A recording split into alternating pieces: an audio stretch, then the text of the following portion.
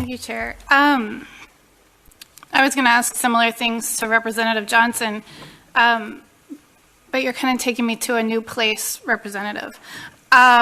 So opinions change over time. That sounds to be like why you're back. That the idea that maybe if you bring this back, that some minds might be changed and you would eventually prevail. Am I recapping that fairly? I hope the governor looks at the evidence and makes a prudent decision. So I want to review what we learned last time through this process.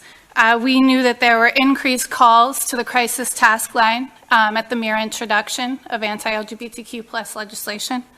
We know that there's increased mental health concerns. If I can May I ask here. my question? No, because this is not anti-LGBT legislation. I'm going to ask my question.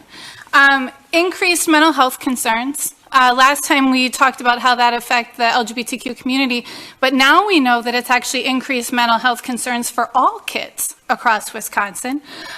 We learned that there was bipartisan opposition, including Republican Governor Ada Hutchinson.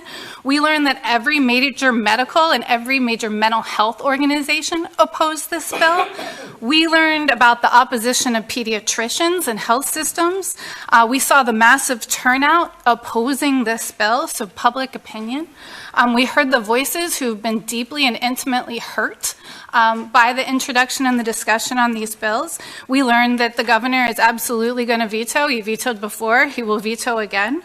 And we learned that legislation, or that gender affirming care, that appropriate medical health care for kids, for teenagers, for adolescents, can actually be good for their mental health.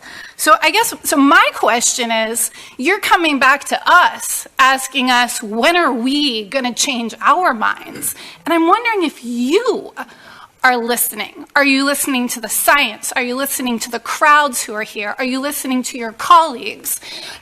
I have a binder just as tall with testimonies from last year, 15 months ago. We can put our binders next to each other. Mine is the voices of stories told by people. This hurts. So my question is, are you listening? Yes.